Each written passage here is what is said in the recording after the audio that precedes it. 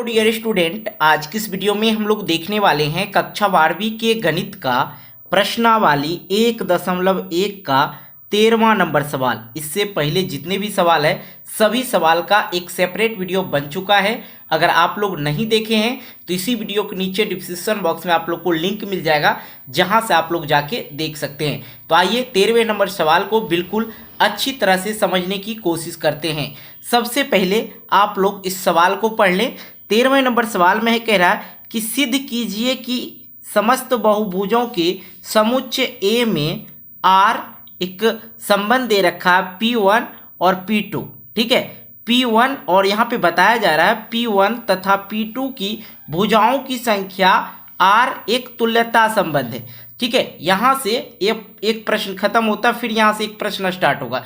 सबसे पहले तो ये संबंध जो दे रखा है R इक्वल P1 P2 और कंडीशन क्या है, P1 तथा P2 की भुजाओं की संख्या बराबर है, समान है। ठीक है, और R समान है तो इसका मतलब है कि R तुल्यता संबंध ज्ञात करना है। और R तुल्यता संबंध का मतलब ये होता है कि हम लोग को सममित और स्वतुल्य और संक्रामक ज्ञात करना होगा। तो बिल्कुल स्वतुल्य के लिए आप लोग समझ लीजिए। सबसे पहले स्वतुल्य किसको कहेंगे, जब ए संबंध कैसा होगा, ए से संबंध रखेगा। ठीक है, ए से संबंध रखेगा, स्वतुल्य होगा। सममित के लिए हम लोग क्या जानते हैं, ए बी से संबंध रखेगा तो बी को भी ए से संबंध रखना होगा, तब क्या होगा, सममित होगा। और संक्रामक के लिए हम लोग क्या जानते हैं, ए बी से संबंध रखेगा, बी को सी से संबंध रखना होगा तथा ए को सी से संबंध रखना होगा। इस कंडीशन को फॉलो करते हुए तब पता चलेगा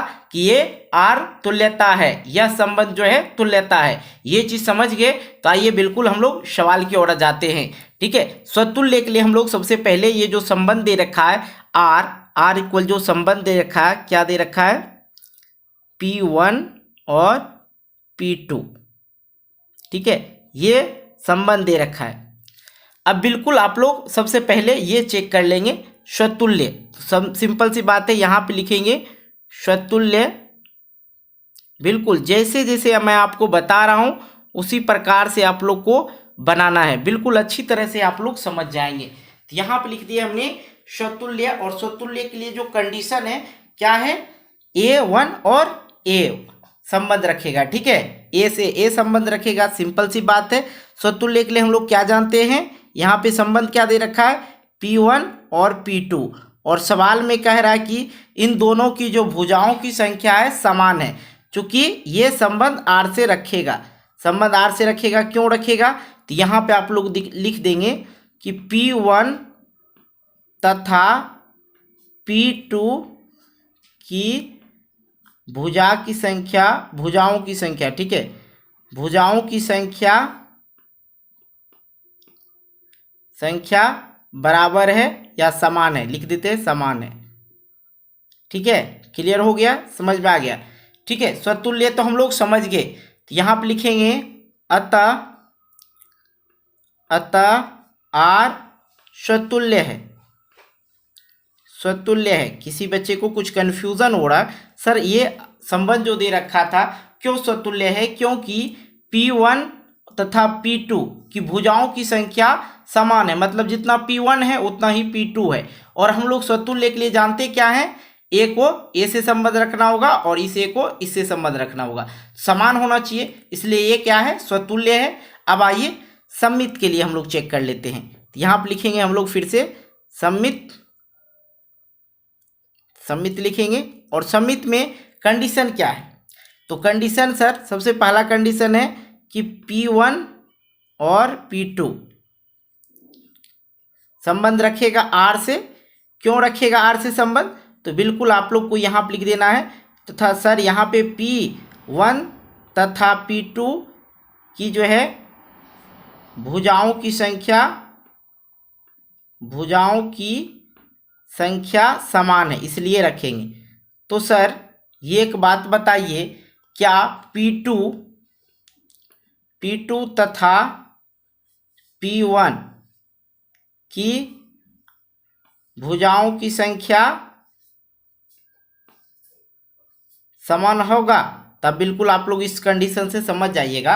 अब मान लिया जाए EP के पास एक चॉकलेट है और EP2 के पास भी एक चॉकलेट है, इसका मतलब जितना P1 के पास है उतना P2 के भी पास है। तो हम लोग क्या जान सकते हैं, इससे क्या पता चलता है, जितना P1 है उतना P2 है, तो इसलिए P2 भी P1 से संबंध रखेगा, P2 भी P1 से संबंध रखेगा क्योंकि बराबर है। ठीक है, क्योंकि भुजाओं की संख्या बराबर है, इसलिए P2 और P1 संबंध रखेगा किससे, R से। इसलिए यहाँ पर लिख सकते हैं आप लोग, अतः R सममित भी है। बिल्कुल एक एक पॉइंट को समझाते चलते हैं, सममित भी है। ठीक है, अब अगला चेक कर लेते हैं संक्रामक के लिए, बिल्कुल अच्छी तरह से आप लोग समझना। ठीक है, अब अगला चेक करते हैं संक्रामक के लिए।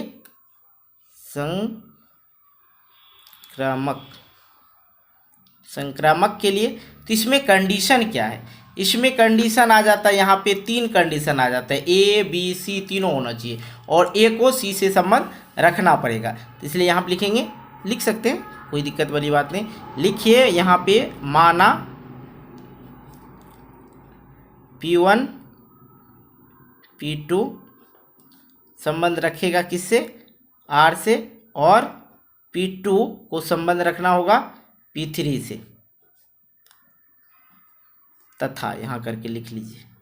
बात समझ में आया क्यों लिखे, क्योंकि इसमें चाहिए 3, ठीक है, और 2 संबंध दे रखा है। ठीक है, तो A और B, A संबंध रख रहा B से, तो इसमें क्या है, B को भी संबंध रखना होगा C से।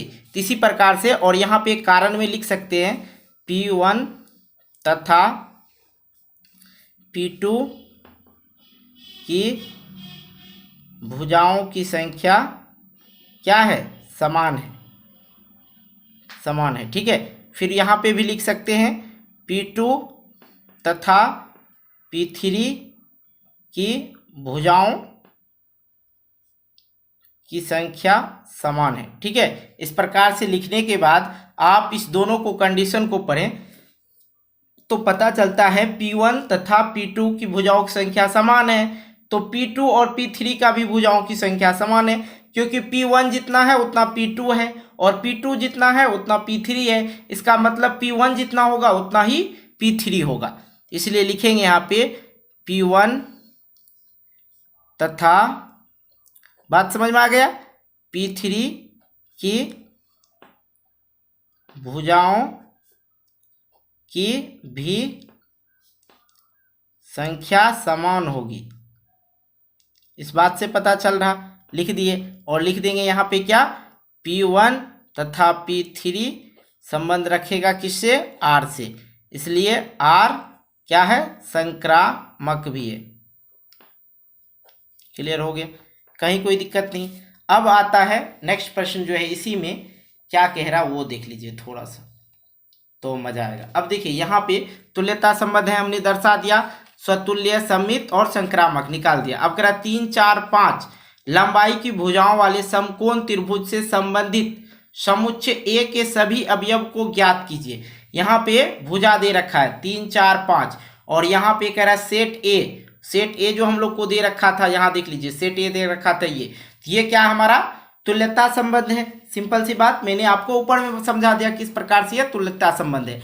और इस अगर सेट 1 को देखते हुए तो हम लोग लिखेंगे क्या, यहाँ पे समकोण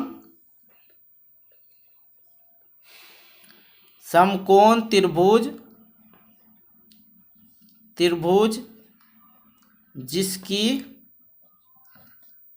भुजा 3 4 5 दी है, ये एक त्रिभुज है, सेट ए से पता चल रहा, तथा तीनों भुजाओं वाला बहुभुज से संबंध रखेगा। बिल्कुल, तो उसके बाद नीचे लिख देंगे आप लोग, दिया गया सभी त्रिभुजों त्रिभुजों से संबंध रखेगा।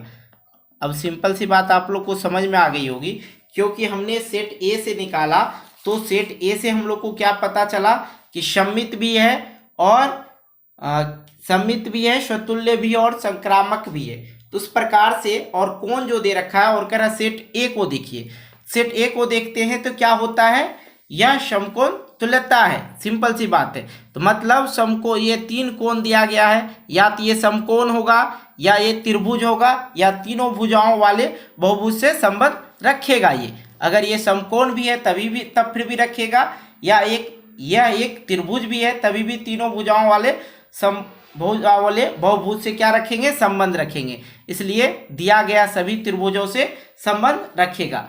तो ये जो है आपका 13वें नंबर सवाल खत्म हो गया। वीडियो अच्छी लगी तो वीडियो को लाइक कर देना, दोस्तों के साथ शेयर कर देना, और चैनल पे पहली बार देख रहे हो चैनल को सब्सक्राइब करके नोटिफिकेशन बेल को प्रेस कर लेना, क्योंकि आप लोग को 12th की गणित जो है 12वीं की गणित बिल्कुल आप लोग को फ्री ऑफ कॉस्ट पढ़ने का यहीं पे मौका मिलेगा।